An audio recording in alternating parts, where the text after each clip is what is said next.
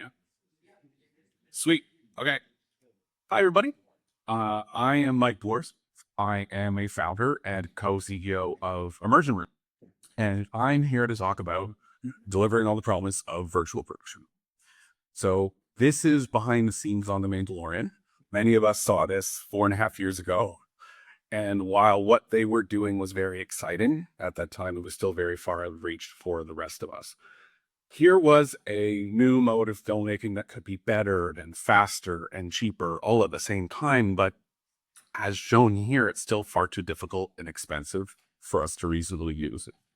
It worked, and it made sense on a multi-$100 million show that was also effectively partnered with ILM of all companies. But I saw that there was a path to enabling the film industry at large to take advantage of virtual production without that scale. So I'm here with y'all today because after I saw this, I was stupid enough to think I could do better. So let's put The Mandalorian in some context, because what talk is complete without a bit of a history? I want to take you back to 1896. We owe a lot to this man, Georges Méliès, who pioneered so much movie magic, enabling us to tell stories in fantastic environments. In the next 120 years, the technology evolves. We use a lot of rear projection. We have matte paintings that use forced perspective, and computer graphics show up. At this point, they're a bit of a flavor on their own. The technology does get better, and we get better at using it and integrating it into the traditional filmmaking pipeline. But very quickly, we start shifting more and more work into post-production. And while it enables us to do things we never could do before, it provides new challenges. So the projections get better. And we started using LED screens for interactive lighting. Fun fact here is the blue LEDs of RGB fame only became reasonably available just after Jurassic Park came out. It's a whole other talk comments on. It's really interesting. So finally, modern virtual production was introduced to many via The Mandalorian. Here we have the merger of the concept of rear projections, matte paintings, forced perspective with modern display technology, and real-time computer graphics. It's a dynamic matte painting for your camera as it moves around the stage. But still, a lot was left to be desired. It was still just too expensive and difficult for the rest of us to use. And here we come to the promise of virtual production. It's that virtual production can be better, faster, and cheaper than shooting on location, set bills, green screen, etc. for all of us in the film industry. We're talking VP at a scope that is useful for the film and TV industry. There is super cool stuff we can do at home or with our phones or personal VR equipment. But today I'm talking about things that operate on 13-hour shoot days with a sizable crew because of the financial calculus of it all. So with far too much optimism, in early 2020, my colleagues and I started Immersion Room to take the next steps. These are some of the recent shows shot in our studio. We have a series of pharma commercials. We have an ad for Pepsi that played during Super Bowl. We have an ad for the BC Securities Commission. That's the actual shot there. That's me. That's Grady Dick. For Ameritrust show, we only had them for 6 or 7 hours and shot a year's worth of content for them. That's Blackberry. There's a whole bunch of other stuff here. Our studio's been open for 3 years, producing commercials, music videos, shorts, television, feature films. We've worked on dramas, documentaries, PSAs. We've done game shows, reality TV. We've worked with international brands on Amy Passion projects. We believe we are delivering on that promise of virtual production. This is partially because the backbone of the company is VP R&D. The technology stack everybody uses for VP is 5 or 6 technologies that were designed for different things that have been duct taped and or stapled together. Like the panels were designed to be billboards at the side of the road or massive screens at a concert to be seen by human eye, if not by cameras. So we're going in technology at a time. We're building them from the ground up to be filmmaker first and filmmaker only, and work together as a VP ecosystem. So with our customer studios built on that backbone, we have enabled so many projects that would not have been reasonably achievable otherwise. Let's take a closer look at one of them. This is the one place I have sound. It is the ad for the BC Securities Commission.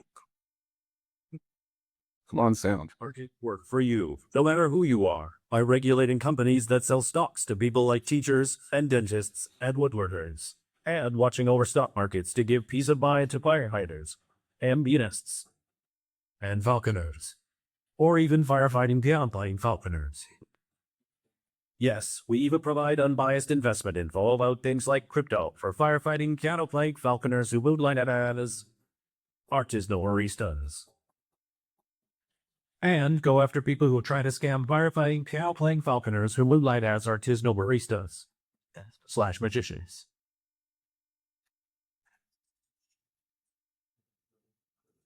We also make the market work for plumbers. The BC Securities Commission, making the investment market work for you. So this is an interesting one because it's actually missing one of the core technologies that seems to define virtual production, which is camera tracking. But they creatively wanted to do match cuts on their actors through the whole thing, which means the camera is going to be locked off. Despite missing the camera tracking, this show still benefits from virtual production in a ton of ways. Versus shooting on location, they don't have to do unit moves. They don't have to unpack and repack everything half a dozen times. By doing this in a studio, we can just sandbag the camera to the ground so it won't move and put tape on the floor for the actors, because finding the alignment for their faces every time in a new location is horrible. We also don't have to contend with the sun. There's versions of the same environment during the day and at night, and we can just put the sun wherever we want and hold it there. Versus set bills, the detail in the sets is not really constrained by their budget in the same way at all. We can just put them in a piano bar or a dentist office or a workshop because we have something similar readily available to us digitally, and pixels don't cost money by weight or anything like that. There's less garbage. It's not fun to know that sets are rarely reused. They are thrown in just in the garbage. It is a stunning amount of waste. Versus green screen, you get to see what you're walking away with. You have the key creatives on set who can look at and interact with the image. You can craft it together on set immediately. If we're doing it on green, then nobody really knows what it's going to look like until a few weeks later, and there are more companies involved and hierarchies to work through. But on a VP stage, you just respond to it immediately. And also, some green screen is really hard to do. There are reflective costumes and transparent objects in here. All of that is nightmarish to composite. And it's easier on the actors because they have an environment around them to place them and give them something to act with.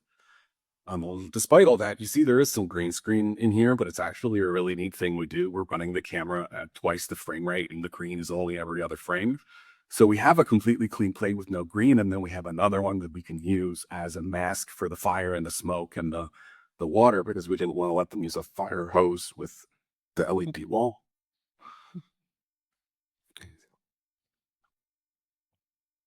So I think it's a pretty good example of things be peeking at us. It isn't everything, but it covers a lot. So, what's the point of this example, though? We're talking about a 1-minute ad for a firm that deals with regional securities law.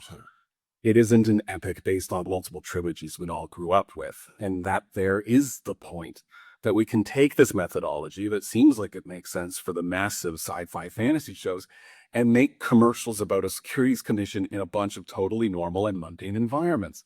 That we can do this for the mundane. That makes financial and practical sense for us to do it for the mundane. The BCSC isn't selling that they are using the latest tech to make their commercials. They don't care. The viewers don't care. VP is a methodology that enables us to make vast improvements on the filmmaking process in a variety of circumstances, regardless of the budget. So that's it. That's the talk. We're already doing it, and it seems straightforward. So what's the problem? It has a bad reputation. Despite what I just showed you, what we've been doing, people in the industry have a hard time getting on board because of where it was in the not so recent past, not so distant past. This is a flowchart that spread around my corner of the internet a couple of years ago. It is based on a talk by a few people who were involved with The Mandalorian. You follow it from top to bottom to see if you should use virtual production. So let's try. Should this scene be shot on a volume? The first question is it short? Well, we're doing the BCSC, so yeah, it is. A lot of what I showed you on our reel is short. If so, it's probably not worth building an environment for unless it's a high-value moment, difficult to achieve any other way. Therefore, shoot in studio or on location. I disagree. In our experience, this is completely backwards. You've got a pile of small scenes that are too much of a pain to shoot practically because of unit moves. Come knock them out all in a row with us. Park a craft truck in the back. Let's all be well fed in the heated or air conditioned studio and just churn them out. You know, that a few seconds that the writer put in the script on a subway, instead of crossing out, we could just do it in an hour. You don't have to ride Lower Bay Station. On the other hand, going the other way down the flowchart, if you have a lot of pages in one environment with a lot of coverage, just build it. As far as actually rolling the camera and grabbing a shot, virtual production is not easier, but it is the great unifier of effort. Things that were previously super hard or impossible become slightly annoying. The cost is, though, that easy stuff becomes slightly annoying. If you have enough script pages in a scene and it is mundane, just build it. You need to get all the way down to the bottom for this flowchart to cheerfully tell you to use virtual production. And this is how many of the decisions I could rant to you about right now. They usually come down to, it costs too much. The tech isn't there yet, or it's too hard to prepare for it. There's two of them on there I kind of agree with. One's about post workflow, and it's about a fundamental limitation of photographing LEDs and their resolution and all that sort of stuff. To be fair, the flowchart comes with a disclaimer. Obviously, all of these rules are made to be broken. I'm sure most have been to good effect already. And the technology is getting better and better at doing just that. So take a risk every now and then. Sometimes it just comes down to what's free or fits best in the schedule. This was also made from material by some heavy hitters. We've got DPs on huge shows, people who have won multiple Oscars, etc. And still, I disagree. The disclaimer says the technology is getting better and better, as if the technology needs to in order to make all of these decisions differently. So in the face of these people, who am I and what am I doing here? You know, I'm the one who's just dumb enough to start up a film studio at the start of COVID and try to make virtual production work for the industry at large, and then talk to all you very patient folks about it. This flowchart's a few years old. Things have changed. While making the talk and looking into it, I learned the creator updated it earlier this year. And I thought, great, I'm going to have to throw up my talk. Everybody came around. Yeah, no. They did give us one word there at the bottom, where we're allowed to use an LED wall. But even the logic they used to get there, I disagree with. And these other two are technical limitations that Immersion Room just doesn't have. Everything else in here is a failure of the process. Our experience over the last 4 years has led us to an approach that is delivering. The three things we need to balance here are the cost, the tools, and the process. I'm going to be focusing more on the process side because it calls for industry collaboration, and we are at VRTO together. So let's quickly touch on these two. Least satisfying and actionable for everybody sitting here today is the money. I discussed our R&D backbone. We can build and operate studios at a lower cost and still deliver more capabilities than those with so-called industry-leading tech. And wait, full stop, we're just cheaper. Great part of the talk, you know. The tools they need to give skilled people the ability to perform virtual production artistry at speed and on demand, and to keep up with the pace and technical requirements of production, which is what the rest of this talk is. So unfortunately, it's not really a tech talk. There is a lot of interesting tech here, but if you design the right workflow, the tools are already there and they let us do a ton. So we're just pushing a little bit further. So most importantly, the process. 1, have yourself a skilled AP team. 2, have a tech workflow that is adaptable. And 3, integrate into the production process like everyone else does. The key is the last point. VP should be just like everybody else. The first 2 are having it there. So point 1, have a skilled VP team. This is VTS from an RBC job that we did. Virtual production is fundamentally interdisciplinary, and the team should reflect that. On set, we have 3 official VP roles. We have first the VP operator, who's responsible for the timing, the color, and all the super heavy tech stuff about running the wall. We have a VP artist that manages what goes on the wall, and the VP supervisor to tie it all together and be the liaison between the VP team and the production crew, so that the production crew doesn't need to know much about VP. Our operators can do art, and they understand how the cameras are used.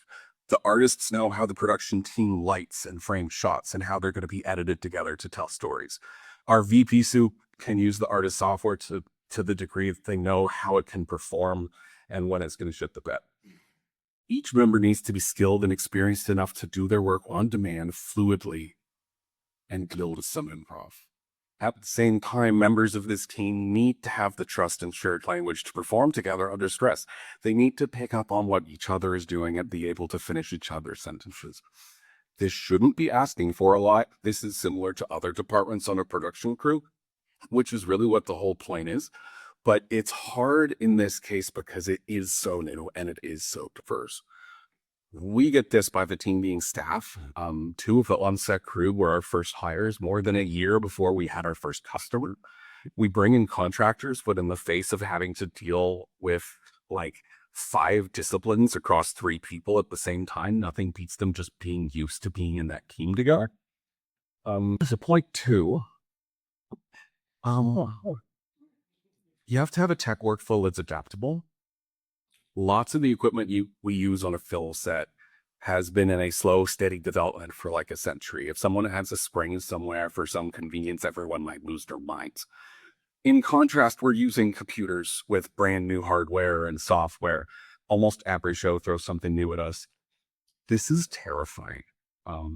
You need to recognize how unsafe relying on computers is relative to other equipment used in production. You have to be prepared for things to go wrong.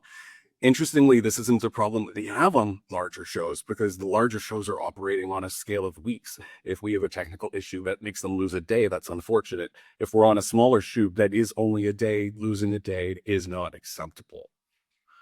So to make this reasonable for smaller shows, you constrain yourself to the portions of the technology that are reliable and are adapted.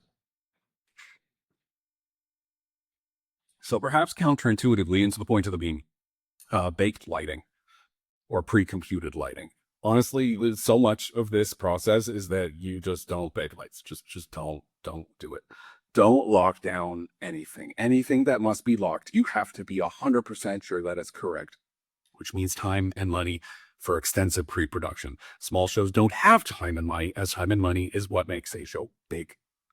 Regardless of that, as soon as you lock something down, Murphy of Murphy's Law Associates, the owner of your ultimate customer, who has not attended any of the pre-production meetings, is going to walk on set and demand it be changed. You can't say no, and then you are waiting hours for it to bake again. So this leaves us leading on that skill team of ours to argue our way out of technical holes. But like, really, why does it have to be that flexible? So point 3, integrating into the production process like everyone else does. With the right VP team, working adaptively with the right tech workflows, they can be treated like any other critical creative department like photography and lighting and production design. They don't have to be othered. Everything we do needs to be evaluated through the lens in the context of the rest of the shoot. Finalizing the environment must be done with respect to other departments. The practical lights, they need to work with the digital ones. The digital set deck, it needs to react to the practical. These are all negotiations between teams. Given what they're looking at on set, you never know what you are actually doing until you are staring at it on the day, and it always changes. And that's fine. That is how everything else on set works. But you should prepare. You should have storyboards. You should have mood boards. But that all serves to guide the process right up to the point of hitting the record button. If you don't have a team that can do this and you don't have a tech stack and workflow that can roll with it, you cannot integrate as part of the production. And like that flowchart, they will either regret you or resent you. In summary, virtual production can be better, faster, and cheaper for all of us. You just have to show up, ready to be a filmmaker, and embrace the chaos. It is hard, but we can all do it.